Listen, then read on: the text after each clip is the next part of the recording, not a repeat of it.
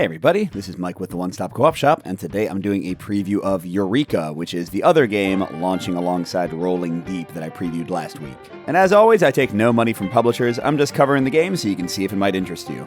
And if you like the content on the One Stop Co-op Shop, consider supporting us through Patreon. You get early access to our videos and exclusive videos every month you can't see anywhere else. You can also listen to our weekly podcast for reviews and design discussions, or join the conversation and say hi on our Discord.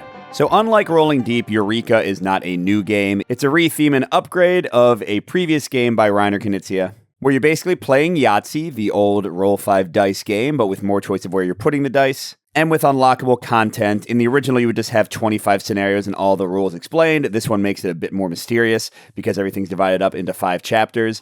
There are also apparently corrections from the original game and also new content. But for most of you, if you're like me, you'll have no familiarity with this game at all, so this will be all new. So how the game works is you have a supply of dice. In the very first scenario I'm playing, it's 17. And in each turn, you roll 5 of the dice. It has to be 5. If you can't roll 5 dice, you immediately end the game and score whatever you've achieved so far. Well, this would be a nice one for the run, wouldn't it?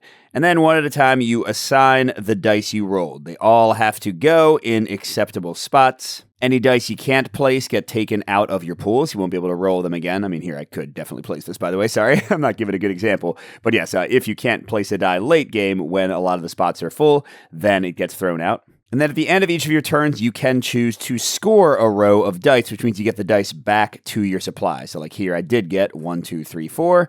So I would place this little scoring mine cart over here to show I achieved 30 points for it. Now you can pull back rows that are incomplete just because you need the dice. Clearly, it's not a good thing to do. But like if I do that here, I would put the mine cart there to show I scored 0 points.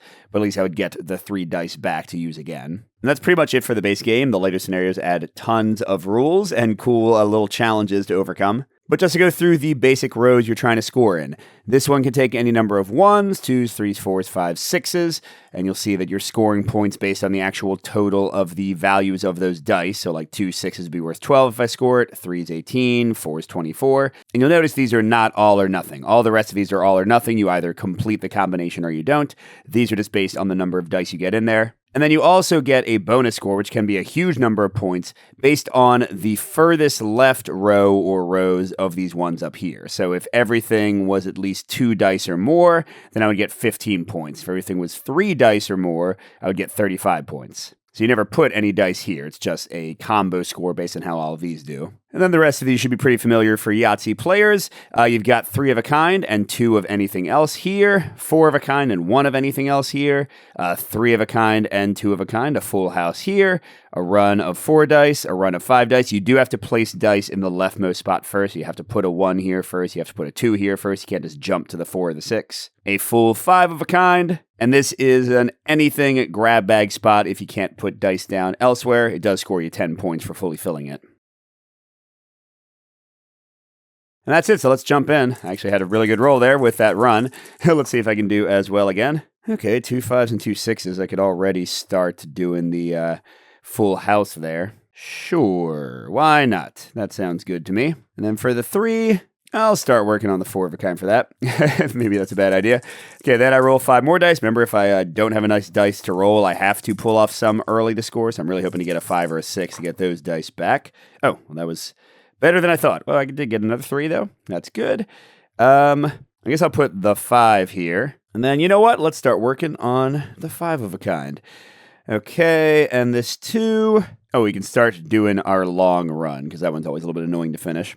All right, so I could roll right now, but you can always pull back things. So let's go ahead and pull back my full house. And I've got 25 points locked in for that one. By the way, I should have said, unlike Yahtzee, you don't get 3 rolls to try to change your results. Instead, all the strategy is in where you're placing the dice and how you're using them.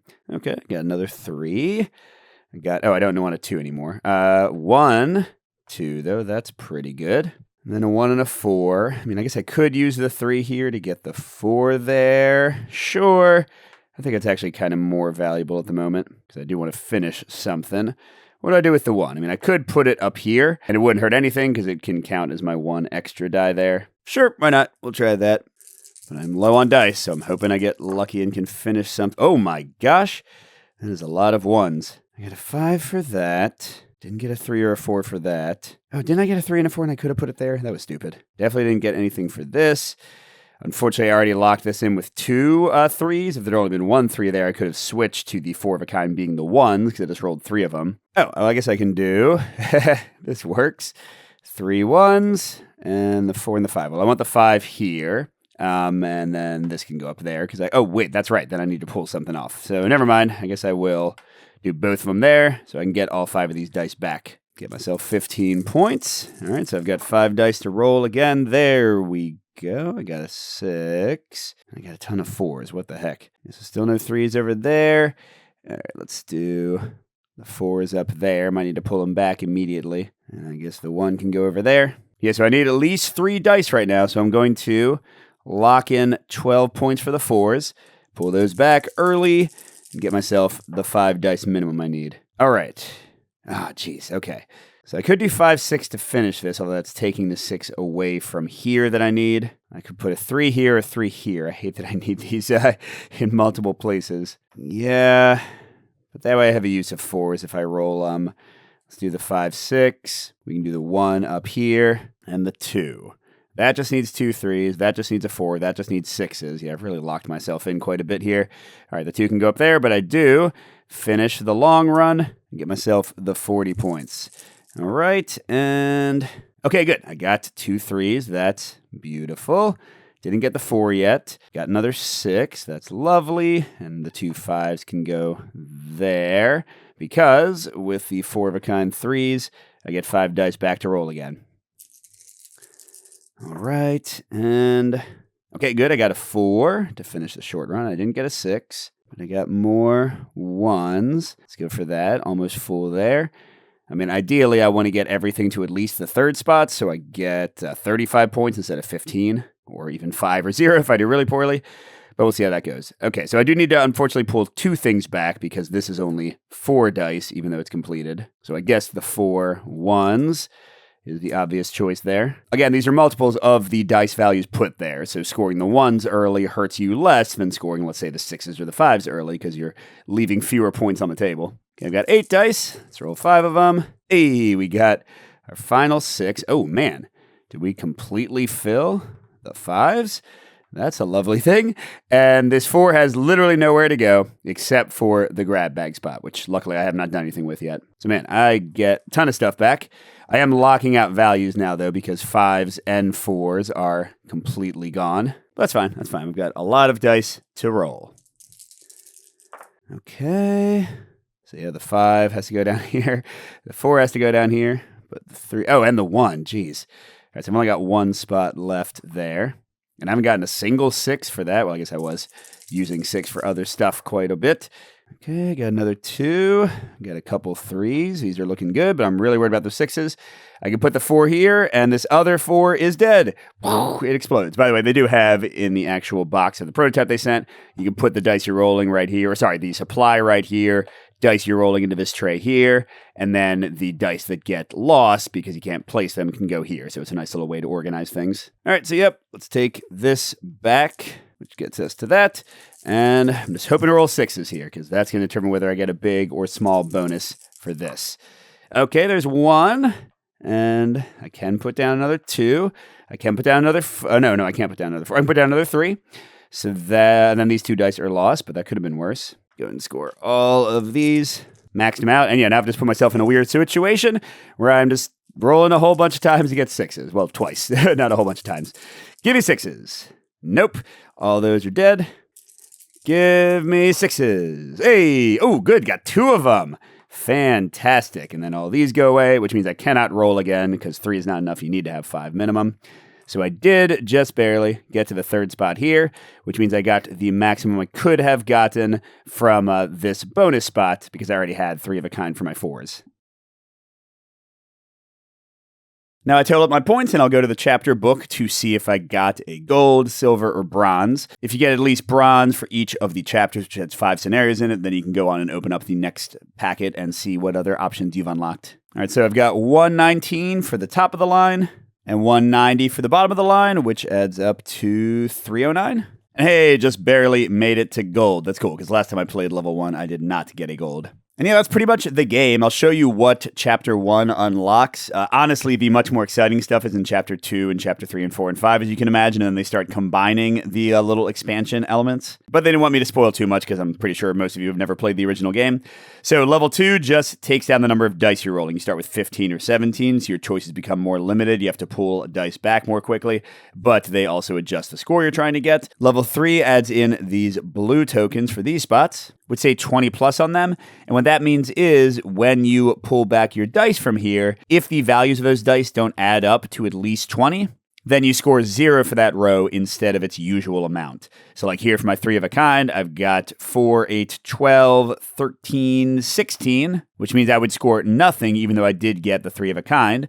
But let's say that was a 6 instead. It would be 21, I'd be good to go. Chapter 4 instead adds these dynamite tokens, which go at the end of rows, in this case these rows. If you can fill the row enough to place a die on the token, it gets discarded. But while a dynamite token is on a row, you can't score that row, so you can't pull your dice back, which might make you start losing dice earlier. And if you leave any of them on the board, if you don't get rid of all of them, you score 0, and basically they blow up on you. And then finally, level 5, probably the least interesting in Chapter 1, is just having 13 dice instead of 15 or 17 to start.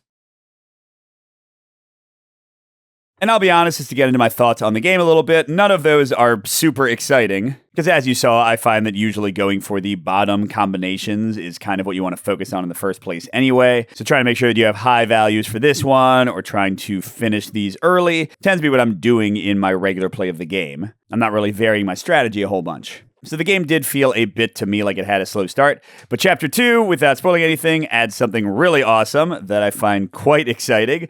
Chapter 3 is even better, and then again, 4 and 5 often are adding combinations of things, like they bring back the dynamites or the 20 pluses, but with a whole bunch of other stuff going on, and suddenly they become super exciting instead of just being sort of a basic thing that doesn't change your strategy much. So yeah, sorry I'm being vague. Again, they wanted to have kind of the unlocking aspect of the game be fun, even though the original game did not have that. What do I think of the gameplay overall? I think it's awesome. I'll be totally honest. I'm not always a Reiner Knizia fan, but I have liked his dice games over the year. Like I remember I used to play his, it was like a Dice Olympics or Dice Decathlon. I forget what it was called. But it was all these different little games. You could just P out the sheets and he'd be rolling dice to do them. So I think he's done a lot of cool stuff with dice over the years. And yeah, this is just Yahtzee, except with only 1 roll instead of 3s. But it becomes so much more strategic and thought-provoking because you're putting dice down, deciding when to pull dice back, trying to leave yourself out for every number value. Things get really tense as the game goes along when you have to put stuff in the wrong kind of place or you can't use it at all. So I found this quite addictive, to be honest. I think I've played through 12 out of the 25 scenarios so far. And that's in maybe 2 days since I finished up playing Rolling Deep and filming that. So don't get me wrong, Rolling Deep is certainly the big boy here. It's a new game. It's an exciting roguelike adventure. I think that's going to be the one that's appealing to most people. But don't sleep on Eureka. This one is a ton of fun, very quick to play, very addictive. And if you can get past the first 5 scenarios where things are feeling a bit basic, it really does open up the play in an exciting way, I think. So if that's helpful, go check out the crowdfunding page. I think it's live today. That's when I was planning to post this video. You can go back and look at my Rolling Deep video as well to see how that game looks. And yeah, very cool things coming from Bitewing Games. It's nice to see them diving into more solo offerings. Always love that. So thanks for watching, everybody. And a special thank you to our biggest Patreon supporters, Dan, J. William F., Steve Wren, KCW, Andrew R., and Chris C. We'll see you at the next stop.